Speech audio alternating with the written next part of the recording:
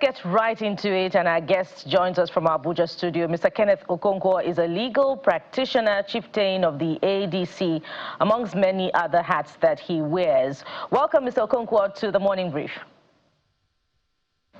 Thank you very much, and thank you, viewers. Good morning for joining us. Now, I'm looking at that list, Mr. Okonkwo, of 9 senators, I believe, who have defected to the ADC, and quite a number of House of Reps members as well. And it's curious. Some names, are quite understandable. Traditionally, they would have gone to the ADC. Senator Ereti Kingibe, for instance, Senator Aminu Tambuwa, for instance. But there are some other names that you would have, thought, if they ever defected, perhaps they would go to the All Progressives Congress. Senator Mohammed Ogoshio now, who traditionally won on the platform of the PDP, and in fact defeated, surprisingly, a powerful contender in 2019, I believe, Senator Binos Dauda Yaroe. And so my question is, doubling down on what we asked our guest, our newspaper review guest, what gave for this mass movement to the ADC? Did anything exchange hands? Well, well, we are not APC. We don't have powers to give. We don't have resources to give. It's not even within our reach because we are not the ruling power. But the truth is that ADC, the African Democratic Congress, is today the leading opposition party. I said this thing long time ago, that PDP, LP, other parties are not viable, that the opposition leaders and parties should do themselves good to form a coalition. And when they coalesce, they will be able to deal with APC that has constituted itself as an enemy of democracy and certainly enemy of the welfare of the people. So the coalition and the opposition parties came together and chose ADC as a vehicle to represent the Nigerian people's aspiration for a new Nigeria, a better Nigeria, a great Nigeria that will cater for their security and welfare, something that is alien to APC as a political party. You will see more of the politicians joining us soon, and APC will soon be history by the grace of God. The big picture is 2027, really. And if we went by the test that has, gone for the ADC in most recent elections, we could talk about the Anambra election. We could even refer to the most recent area council election in the Federal Capital Territory. The ADC performed woefully. And so if that is the litmus test for the ADC, there's no structure on ground for, throughout the 36 states of the Federation for us to point to the expectancy of a big performance for the ADC in the presidential election. So is the ADC planning to fail in 2027? Well, thank you for that question. I can tell you that the David Mark-led NWC had not come into existence when the candidates of ADC were chosen for those elections. If you recall, in Anambra State, even some of our leaders campaigned for parties other than ADC. So do not judge us by those elections. FCT election was a sham. There was no election. In an election that you restricted people from moving to go and vote, what is there remaining? An election that was conducted under an unknown law. What is there to do? So an election that people were caught by EFCC carrying money around. Meanwhile, Wike was restricting the opposition from moving, and they were moving as they liked, from polling unit to polling unit, interfering in the election. Wike was not an elected person in FCT. He was not the INEC officer. He was not a security agency. As far as I'm concerned, he had no business in the polling unit. Against the law, they interfered in the election. that FCT municipal election was a sham. It should not be counted as an election at all. So we are still coalescing. You can see that the journey towards removing APC has just begun. 9 senators, innumerable number of representatives, and you can see how Senator Akpabio is double speaking in everything that he's doing.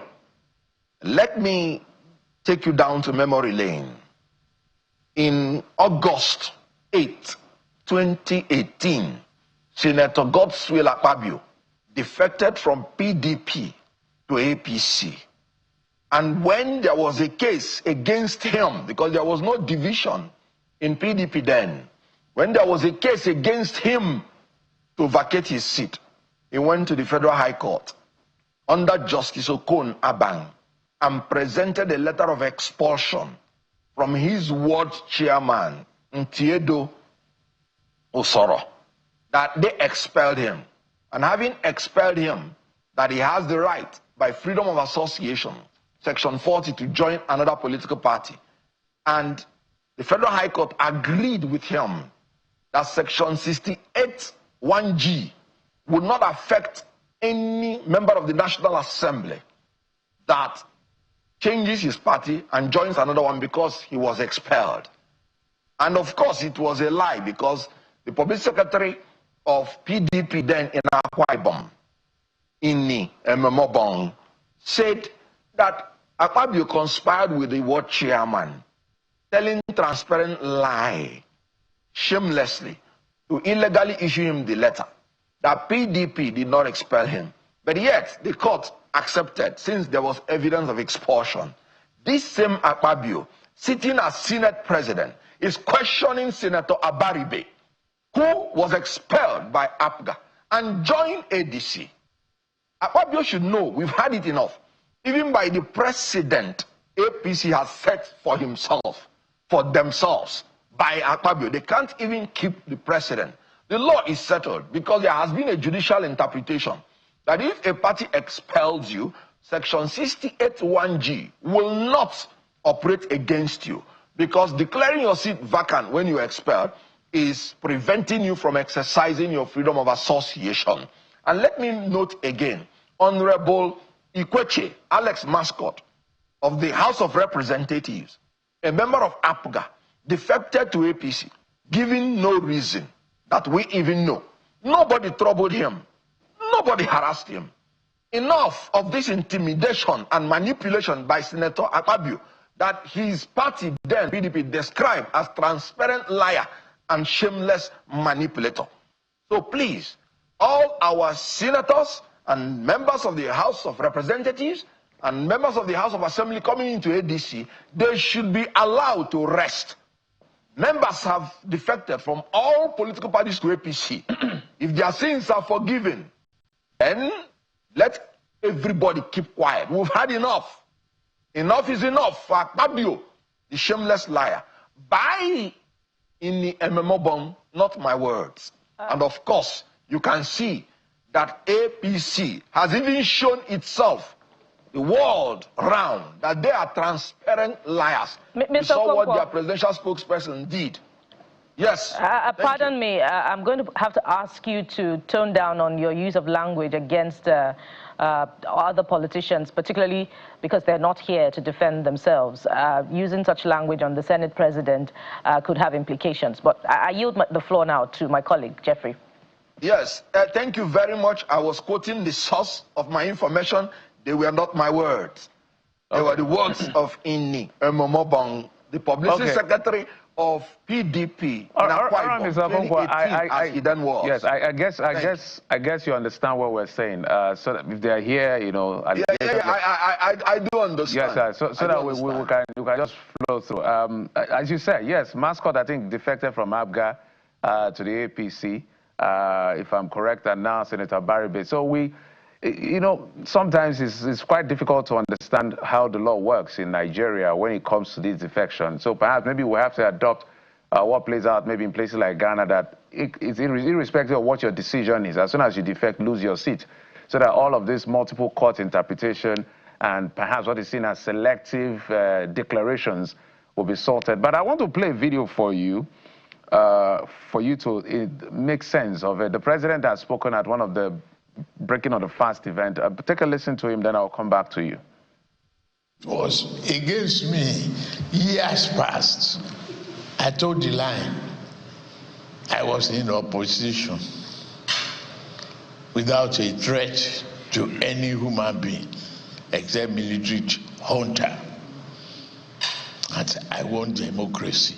We are guided by the same law, no difference. That I signed the Electoral Act. I have no choice.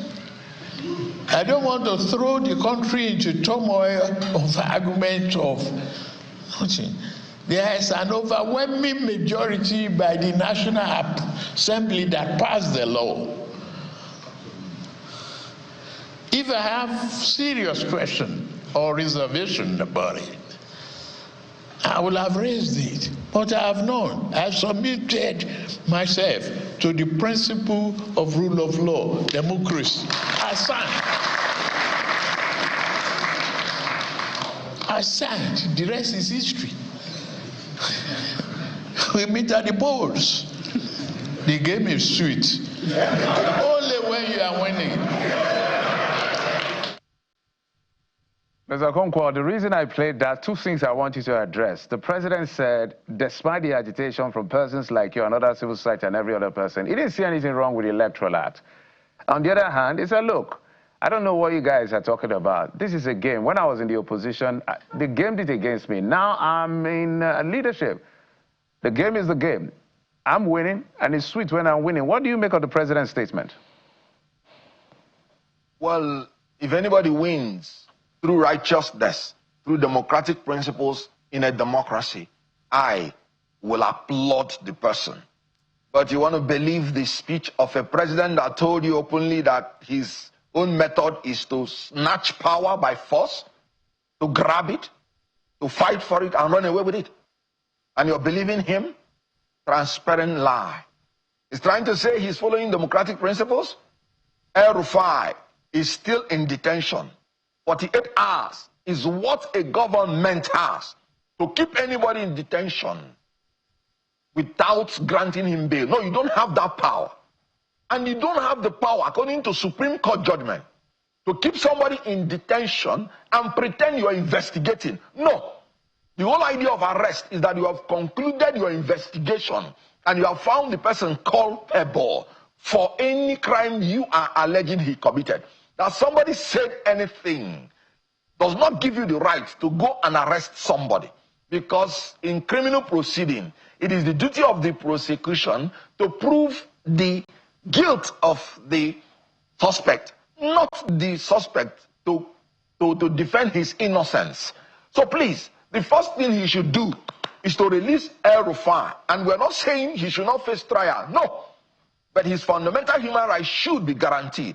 And we believe that he is being maltreated, he is being persecuted because he has joined ADC. And we are not exculpating anybody, but it is the court of law that should decide, not the gulag of President Tinubu.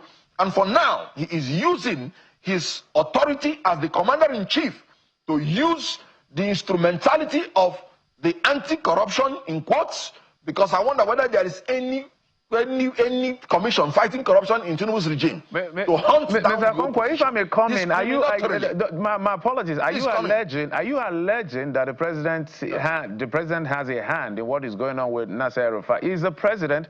ICPC, EFCC, DSS, they are agencies of government. They have their thing to do. How is the president involved in this?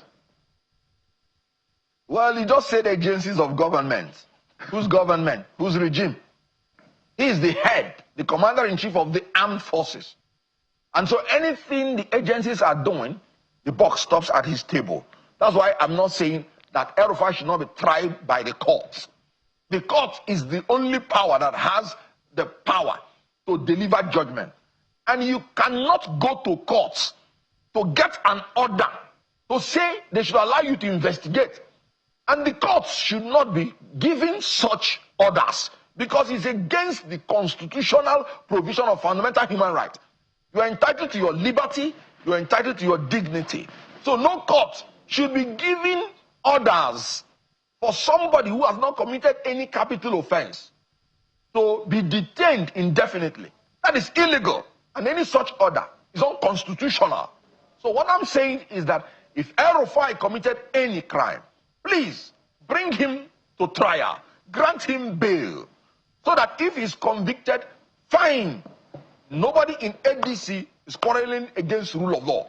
But for a president that has elicited that he's going to grab power, snatch it and run away with it, pretending that he's democratic, that is really another transparent lie. All right. Mr. Okonkwo, let's take a close look at the ADC now, with you in the mix. A few years back, 2022, before the election, Nigerians watched, how you glowingly and in flowery language spoke for the Labour Party, and specifically for the aspiration of the presidential candidate at the time, Mr. Peter Obi. And months down the line, after he lost, after the elections had been fought and won and lost, we saw again in surprise how you jettisoned the Labour Party and in fact criticized Mr. Peter Obi for what you described as his failure of leadership to hold the Labour Party together.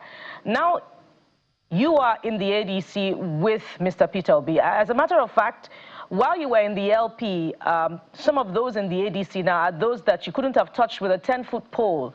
And I'm talking about, just to mention a few names, El-Rufai that you just mentioned, who was in the APC at the time, the former Minister of Interior, who is now in the ADC, Rauf Aregbesola. Those are the politicians that you are now working with in the ADC. And some would describe this as a marriage of strange bedfellows. And so why should we take you seriously? In fact, why should Nigerians take the politicians in that mix seriously because of their antecedents and what many consider just their attempts to grab power? Oh, well, first and foremost, your narrative looks more fictional than factual, because in Nigerian constitution grants everybody freedom to join any political party of his choice. So you don't even have any right to stop anybody from joining any political party. If you had been following me, my philosophy is that I don't use the word never, because never belongs to God. So I do not know where you got the fact that I, who is a practicing Christian, will not want to deal with anybody with a long spoon if the person so wants to associate with me on the terms that I choose to associate with. People, Mr. Okonkwo, people change. Yes. Do you deny that you criticized the APC administration while you worked for the Labour Party at the time? Do you deny that? Is it possible for me to deny that? Is it so the records are there? Evident. So the records are there. As a member of the opposition party, that's what I'm saying. So you're now working. You're now working with some of those politicians now. My words are my words. No. My words are my words, and they stand firm forever. The whole idea of opposition is to criticize the ruling party. My job is to criticize the policies of the ruling party and proffer alternative to their policies, a better alternative. And so I criticize even ADC. If ADC does what is wrong, I will criticize the hell out of them. I am interested in a better Nigeria for the security and welfare of the people.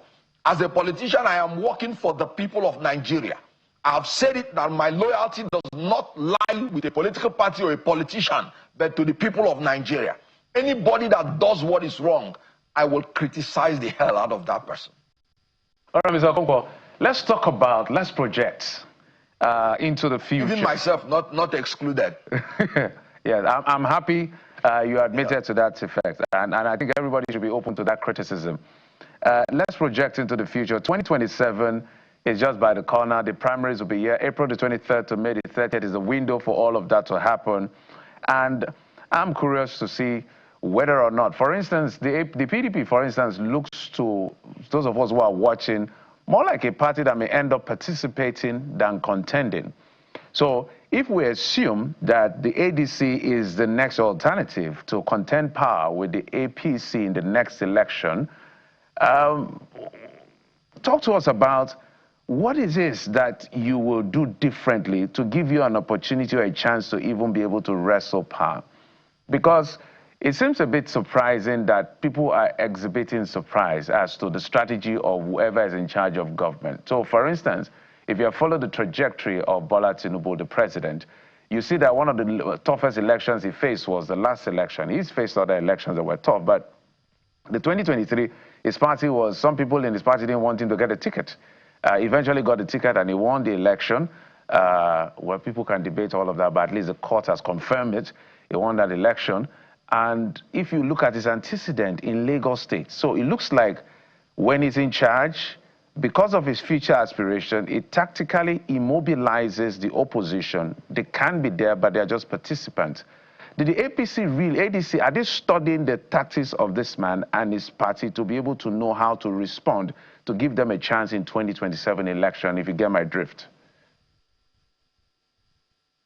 Yes. Well, first of all, I disagree with you that it's an assumption that ADC is the leading opposition party. It's no longer an assumption. When I came into this place, you, by quantitative and arithmetic method, showed that we have more people now as elected in the House, national or state. So it's no longer an assumption. ADC is the only opposition party. And anybody going into 2027 and you're not a member of ADC, with profound respect to that person, you are a pretender, not a contender for the 2027 election. Having said that, we are going to do everything different from APC if we come to power. Taking the issue of security, we are not going to do lip service to the issue of state police. State police will be granted immediately we come into power, because we acknowledge that we need more boots on the ground. And the federal government does not have the wherewithal to cover all the ungoverned spaces in Nigeria. This government has been playing lip service to the issue of state police. The government that has re-amended the amended and repealed Electoral Act within 1 month. The government that gave national anthem, the law, passed it within 1 day or 2 days. The government that passed complicated tax laws is telling you that it is the legislature that should talk about state police. No, Tinubu does not want state police. He wants to use the federal police to intimidate and manipulate people in 2027. If he wants state police, he will get it today, because APC has 2/3 majority of the National Assembly and has more than 30 governors that are in charge of the House of Assembly members. They should stop playing politics with the lives of Nigerians. ADC, by Article 3 of our Constitution, is committed to the pursuit of the welfare of Nigerians and welfare of our people. The welfare of the nation is our principal objective by our Constitution. So we are going to pursue the welfare of the people. Look at oil price now, going to $100 per barrel. This government will be more interested in selling into the international community to get more dollars to fund their corrupt activities, rather than supplying Dangote the needed crude oil to reduce the price for Nigerians. We will not go that way. The welfare of the people will be the first consideration. ADC, in the issue of economy, we feel embarrassed that Naira is still 1,400 and something Naira. And this government is saying it is stable. No, it's not stable. The economy has stagnated, because nobody ever thought that Naira was going to be depreciated by more than 1,000 Naira. So we're going to do something differently. In the issue of security, in the issue of welfare, in the issue of the economy, in the issue of respecting the fundamental human rights of Nigerians, we will not intimidate or manipulate Nigerians or anybody because you differ from us. We have the enough intellectual power to confront you word to word. We have the enough intellectual integrity to meet you on the issue of democratic principles. Not going to lie. Not going to lie in Al Jazeera. Even denying what we are seeing with our own eyes. This government has become a caricature in international community as transparent liars. And remember, a court in Canada confirmed that they are a terrorist organization.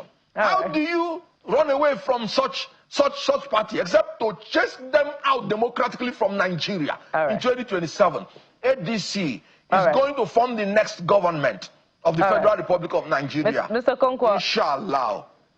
As I say, Ramadan Mubarak to our Muslim brothers. All right. Mr. Okonkwo, speaking of what the ADC will do differently, but this time ahead of the elections, there are reports that your party is now choosing to pick its candidate via consensus instead of going the way of costly primaries, direct primaries. So I'd like you to give us an insight into how that will turn out. And I'd like to add this. If Mr. Peter Obi was to receive the resounding support of party members, would you support him? Yes. It's as simple as that. Whoever emerges in spite of your reservations of his leadership style in the Labour Party, you would support him? Yes, because then he has emerged as the presidential candidate of the political party ADC, for which I belong.